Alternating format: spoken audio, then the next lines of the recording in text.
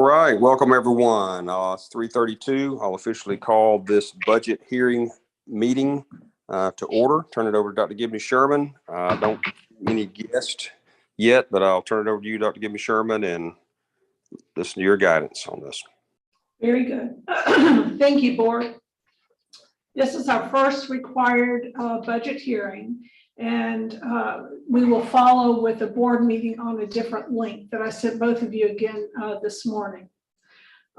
This is our budget for FY23, and Bonnie's got 4 pieces that she will review, and then we'll just wait. And if we don't have any guests, we'll terminate this meeting in 15 minutes and close it out, and then come back for the board meeting at 4 o'clock.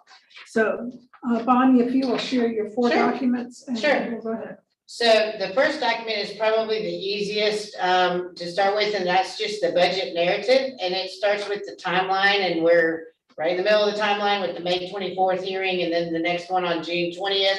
We've already got it advertised, sent to the Athens Banner Herald, and received confirmation back on when that will be in the paper. And then, of course, you'll approve the budget right after the second hearing at a called meeting on June 20th. Just a couple notes about revenues in here. We are down a little bit in revenues this year, and it's basically due to a decrease in FTE. Last year on our allotment sheet, we had 2,333 students. This year on our allotment sheet, 2,063. We anticipated the decrease with, we went really high when we had Coastal, and we were getting ready to start Heartland, and then we knew that we were declining, and then the pandemic hit, and we lost a few students that way. So we fully anticipate that 2063 FTE number to go up in future years, probably this next midterm. Just to highlight some of the expenditures, we have the governor's $2,000 raise built in for salaried people. They received the full $2,000, and then for all the hourly people, we averaged that to an increase of $1.30 an hour, and then we rounded to the nearest 50 cents or whole dollar, just to make it easier for salary calculations and to explain to everybody, and to give the staff member the benefit of doubt and a little bit extra increase. We are going to move site director pay from to hourly from salaried.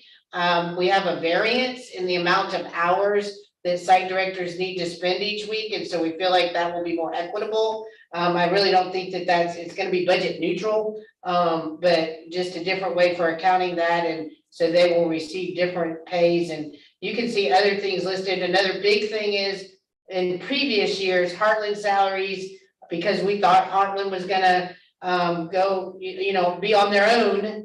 We started them at a lower rate, just like we did Coastal salary rate, and we're just bringing them along with us and setting their salary rate to the same as Foothills this year, not knowing when they will go away or go on their own. I don't want to say that like if they need to go away, but just go out on their own. And then the same thing with virtual sites. When we started virtual Foothills, as well as made YCP virtual, and then started TCC, we had their hourly rates a little bit lower due to some research that we had done that as a standard nationally, work from home rates were a little bit lower than on site.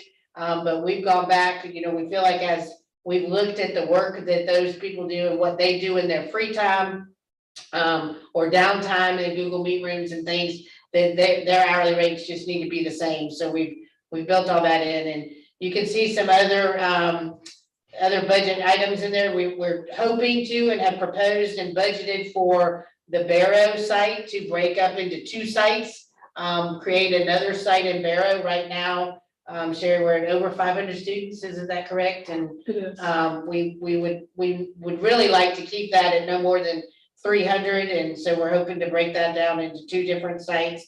And we've got some overall increases in here, and the second page, just some staff additions and software additions by department, data and accountability, student services, and that kind of stuff. Staffing allocations for the sites staying the same, with the addition of at each site an MTSS coordinator to help in the whole student support area, to get all of that work accomplished and done.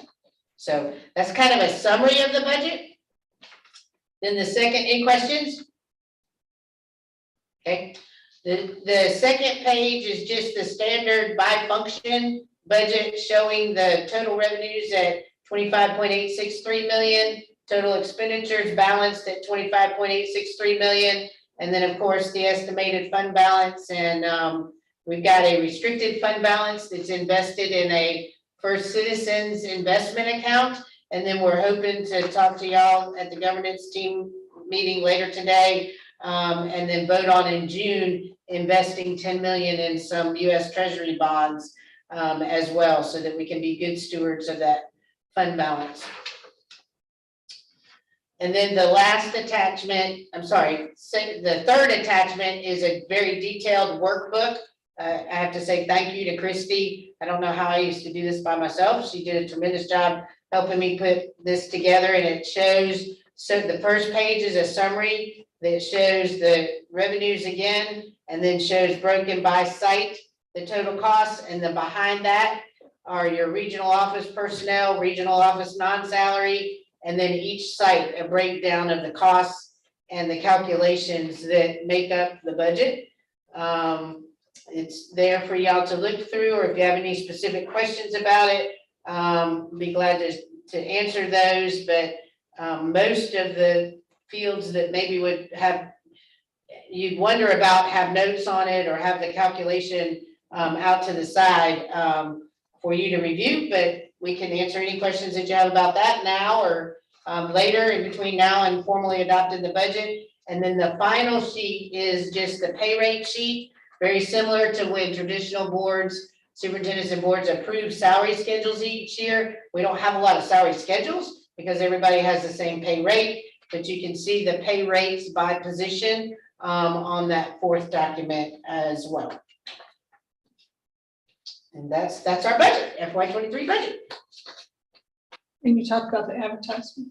Oh, sorry, yes, so the advertisement is going in the Athens Banner Herald. It's on our website, which is actually what we learned at Gaines, I believe, this year, the absolute requirement. There was a lot of discussion about whether it's required to be advertised in the Athens Banner Herald or not, but instead of deciding to not do that, we went ahead and did that, and it'll be advertised. I believe it's in the paper tomorrow, the 25th, and then June 8th and June 14th, and we'll receive a affidavit that says that it's been in the paper for our files.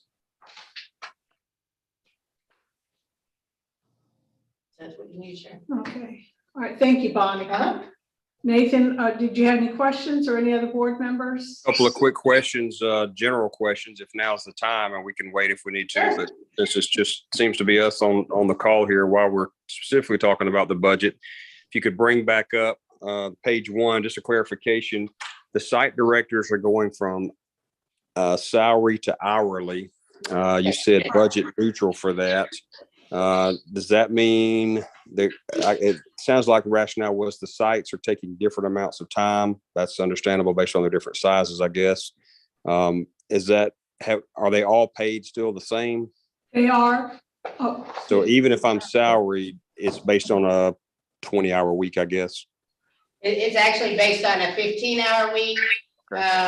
Because back 2015, we said that they should work between 12 and 15 hours each week. And so we took the total salary that we would have paid them had they stayed salaried, Nathan, for that 12 to 15 hours a week. We added $2,000 to it for the governor's raise, and then we calculated the hourly rate. And so for every hour that they record each week, they'll be paid $57.50.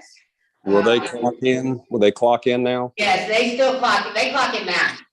They clock in now, and that's how we found it, to be quite honest. When we moved to the new timekeeping system, I look at every site director's weekly hours, and I pointed out to Sherry that there was just, for example, the prisons, the correction sites don't spend near the hours as a Walton site director would, for example. And we were paying the same salary there. Right. So we're just moving that to hourly, and we'll pay them whatever hours they clock on site, or we know and recognize that they have duties off site as well. And as long as they clock in and out, they'll get that paid. Would they, anything changing in terms of, would this invite anybody to, instead of 2 15s, we're working hard and all of a sudden we both got 20 hours in because we're hourly now and we get paid more? We'll put a governor on that. And the other thing, Nathan, a lot of times our staff, including site directors, they have family obligations. If they have a soccer game or a baseball game or whatever, and they need to go do that. And they may assign an assistant site director to take their place, which is fine, but we end up paying 2 people for the same task. Right. So this way, if they need to go to a track meet, go to the track meet. You won't clock in, but we'll have your assistant site director clock in and get paid as a site director for that same amount of time. And it kind of equalizes that. Right. And kind of levels the field. Right. And just in case your question was the other way, if say the beginning of school, for example, they need to spend 19 hours or 21 hours that week to get the site started because both of them are working all 4 nights, for example. I don't even really know if that would happen, but if that is the case, yes, this allows us to pay them for those 21 hours. And then the next week, maybe they're back to 10 or 12 or whatever, and they would get paid for that. And they'll get paid monthly, whatever the total monthly hours are that they put into Time Clock Plus. I see business operations restructuring. In a nutshell, what are the changes there? Well, Christy is a big change. And you bring her in like she's helping with board meetings a lot and then helping. Well, yes, and so the mention there is, of course, my retirement, because remember that with all of those, some of these expenditures actually happened this year. We've already talked about them. They just weren't in the FY22 budget. Gotcha. And we put them in FY23. The first one is you then, Bonnie. The first one's you. I just want to clarify that. The what? The first bullet point is you, assistant superintendent position now. Yes. Regional. And yes. And then the second one is Christy has been taking more and more on as the business operations manager and helping with doing exactly what she's doing right now with the governance team management and assembly and everything else. And some of the things that we initially hired her for in terms of auditing and things like that are getting, it's too much. And so we're adding a clerk position, almost at like the office manager or clerical level, to help her do just some of her spreadsheets that she's worked out that we just need to crunch numbers on, for example, over and over again, and things like that, so that we can use her brain power to focus on things that we need. Last question, I'll be quiet. I see Divide the Barrel site. You mentioned that, knowing that going forward after this year, at best, we'll be looking at a reduced funding model. We okay having a second cost center, and I'm sure, I know Barrow is the largest site, but in terms of actual students showing up on an average night, do you feel like there's a true need to still separate those sites? Absolutely. I invite you to go walk over there. Okay. It is a full house. And so Chris is in the process of looking for another location and, on the other side of the county. And of course, we have some restrictions. It has to be a building that has been occupied within the last year. Right. And so he's looking, and we're looking to move this summer. We're also changing locations in Bibb. And that's something that Curtis is helping us out with. And we'll be in one of their Central High School is where we're moving to this summer. So we'll have 2 movements this summer. And just for the additional budget cost, and you said it, so, but it's just the overhead of having 2 additional site directors and some assistant site directors, and that we plan to move teachers and move student support staff and move mentors and things like that. So it won't be anywhere near the cost of starting an additional site. No. Right.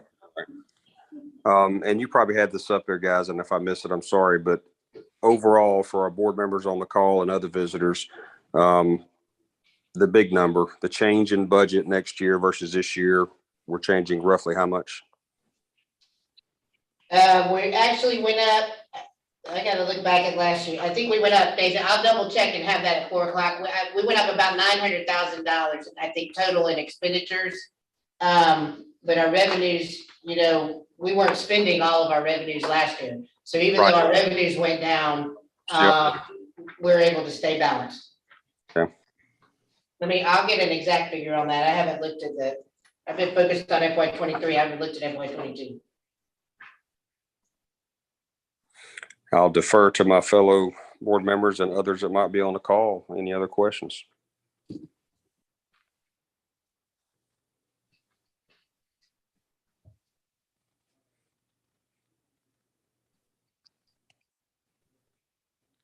None from Jennifer. Hey, Jennifer.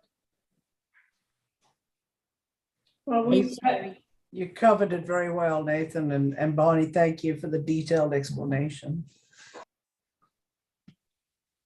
okay, so I think Nathan, we have, we're like 13, well, I guess about 17 minutes. We've had this meeting and we haven't had any guests. And so typically were there, I don't think there were any questions. No. Allison, did you have anything? No, I don't have any questions. Thank you. Okay, No, sorry, I was just gonna say, I've got Nathan's answer. So this Oh, year, okay. total expenditures are 25,863,981. I was a little bit off. FY 22 is 25,017. So we're about 800,000, a little over $800,000 increase in expenditures this year. Okay. And that's with our $2,000 raise and that kind of stuff. So we looked and trimmed down some of the teacher salaries where we weren't spending it every year and things like that. 10-4.